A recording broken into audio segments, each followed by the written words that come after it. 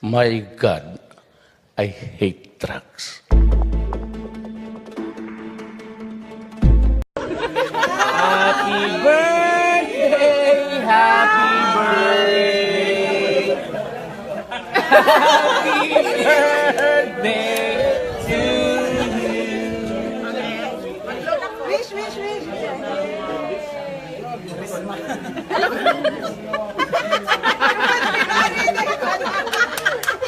Alright. Oh, no? Ano masasabi mo sa birthday?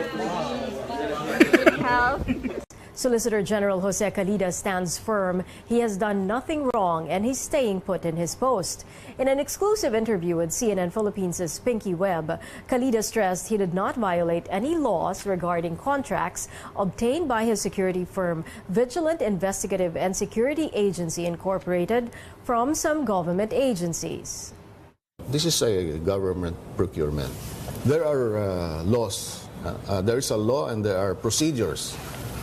For example, there's the BAC, composed of senior officers of the procurement entity. And sometimes the bidding is done by the field jets, or the field jets is under the Department of Finance, okay? Not necessarily the procuring entity.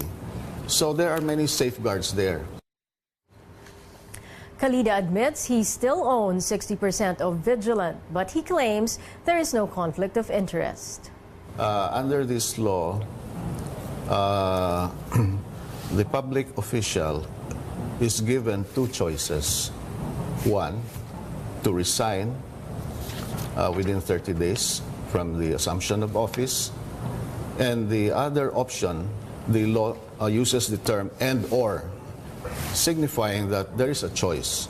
You need not resign and divest. Calida welcomes plans by Justice Secretary Menardo Guevara to investigate two of the contracts obtained by his firm from the DOJ. And in the event a case is filed against Vigilant by the Justice Department, this is Calida's response. If there will be an actual conflict of interest, then I will divest. And you still see absolutely within 60 days from that. Yeah. Catch the full interview of the Solicitor General on the replay of The Source tonight at 11. In her final appeal to the Supreme Court, former Chief Justice Maria Lourdes Sereno stands firm. 6 justices should inhibit themselves from her case. Our Justice correspondent Anjo Alimario reports. She's not ready to wave the white flag just yet. In her 205-page motion for reconsideration, former Chief Justice Maria Lourdes Sereno claims her right to due process was violated when 6 justices refused to inhibit from her quo warranto case. Sereno points out there's clear evidence that the 6 justices harbor actual bias or worse, hostile feelings against her.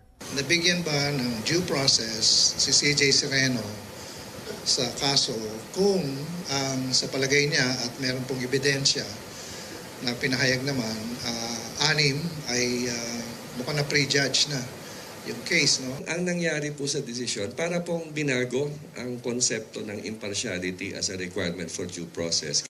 Sereno reiterates she is and has always been a person of proven integrity. In his decision, the majority said Sereno failed to file 9 statements of assets, liabilities, and net worth during her 20-year stint at the UP College of Law. But Sereno says she only lacks 4 of the total years required. She explains the Judicial and Bar Council was interested in uncovering hidden wealth from an applicant and not to determine if the applicant had a perfect record of filing his or her SAL-ents. This is why, despite the tribunal's awareness of Sereno's non-submission for UP SAL-ents, no objection was raised when she was shortlisted. Sa mga dinami-dami po ng desisyon ng Supreme Court, wala pong tinanggal na huwes na hindi nag-submit ng SAL-N. Ang normally pong tinatanggal at kakabit po ng issue ng SAL-N ay yung pong mga tao na may problema sa ill-gotten wealth. Si Chief Justice po, wala pong allegations against her sa quo warranto specifically na siya po yung nagkamal ng salapi. Sereno says it's not speculative that a constitutional crisis is probable, if not already existing. She cites the Senate resolution signed by 14 senators urging the court to review its decision. For her, a constitutional crisis could have been prevented if the court exercised judicial restraint and allowed the Senate to discharge its own mandate to try impeachment cases. On Calida's claim that he's been a target of attacks because of the ouster petition he filed against Sereno, Hindi ka naman pwede atakin kung walang basis yung atake sa'yo. But that's, let's not put those parang ill motives dun sa mga tao na nagtatanggol lamang ng katotohanan. Ano? Malacanang for its part wishes Sereno the best in her appeal. This is despite the call of the former Chief Justice for President Duterte to resign, believing he's behind her ouster. Anjo Alimario, CNN Philippines. Stories from the regions now. Controversial Daan Bantayan Cebu Town Mayor Vicente Luot is recuperating from a single gunshot wound to his leg after a gun accidentally went off last night. Luot said the gun was placed under a seat of a vehicle he boarded after attending a wake in his town. He was unaware the item was a gun when he reached for it, but he accidentally held the trigger, causing the gun to go off. Nandun siya sa Cebu Hospital, recuperating but is out of danger. Yung tinamaan niya, yung kanyang hita, no? Yung kanyang paa, lumabas din naman na walang tinamaan na buto. Seemingly lang lumalabas, siya mismo ang nakabaril sa kanyang sarili. The police is investigating if Luot owns the gun that hit him. Cebu Provincial Police Chief Manuel Abrugena said they're asking Luot to surrender the firearm. Luot is not allowed to carry a gun after his privilege was removed by President Duterte. Luot and his family survived an ambush on May 13. An ongoing military operation against communist rebels is driving away residents in Dumingag Town, Zamboanga del Sur. Around 45 families or 230 individuals fled their homes and their properties in Barangay Saad as ground troops pursue the fleeing New People's Army rebels. Airstrikes have been conducted since Tuesday in the area to stop the rebels from harassing ongoing development projects. It's Santa Cruzan time in many parts of the country. In Tacloban City, the Eastern Visayas Regional Police Office gave a twist to this annual festivity. 24 police women from different police offices and stations acted as Flores de Mayo queens. Their escorts were also police personnel, except for the Reina Elena, whose escort was a boy dressed in a police uniform. The parade began from the police camp to the main road of Tacloban, ending in a mall. Regional Police Chief Gilbert Cruz said the Santa Cruzan is their way of showing their softer side to the people. The Santa Cruzan ends the month-long Flores de Mayo festival.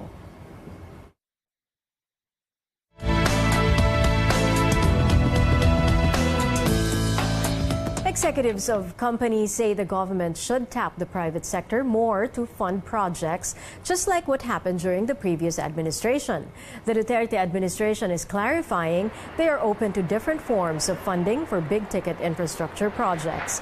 Apart from the so-called hybrid public-private partnership, borrowing from other governments, or ODA, is also being done, and so are unsolicited proposals. They say the key, apart from lower interest rate, is also the speed on which the project can be implemented. During CNN Philippines' first ever business forum, Building for the Future, the Duterte administration's economic managers explained the need to catch up and fast-track infrastructure projects. We do not commit to PPP alone because there's a natural delay for the PPP. How many months? 37 months before we... 29 months from project ID to take off. So we cannot afford that long. It's cheaper to get it from the government or from ODA. I mean, there's no comparison. How much do you charge? What, 20%, 10%, something like that? It's way. Sir. Sometimes within single digit. But Okay. we're not. Anyway. We admit we are more expensive, admittedly, than 0.1. You can watch the full forum tomorrow. It's official. Basketball star Kiefer Ravena is also banned from the professional league for 18 months. In a media briefing with the PBA Board of Governors this afternoon, the Samahang Basketball ng Pilipinas says Ravena's 18-month doping ban covers all basketball-related activity affiliated with FIBA, including the PBA.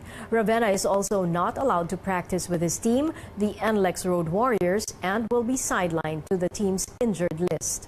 FIBA punished Ravena for failing a drug test. The former UAAP MVP tested positive for 3 ingredients in the World Anti-Doping Agency's list of prohibited substances. These are found in a pre-workout drink called Dust. The PBA rookie and Gila standout cannot play from February 25, 2018 to August 24, 2019. In the meantime, the SBP will tap Ravena as an ambassador to raise awareness on anti-doping issues.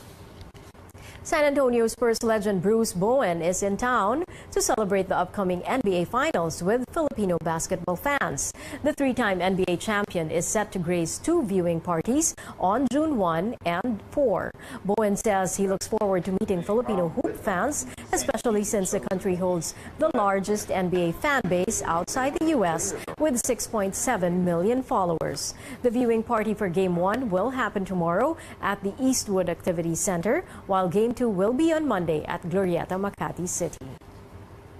I'm looking forward to the Eastwood City Walk event we have coming up tomorrow.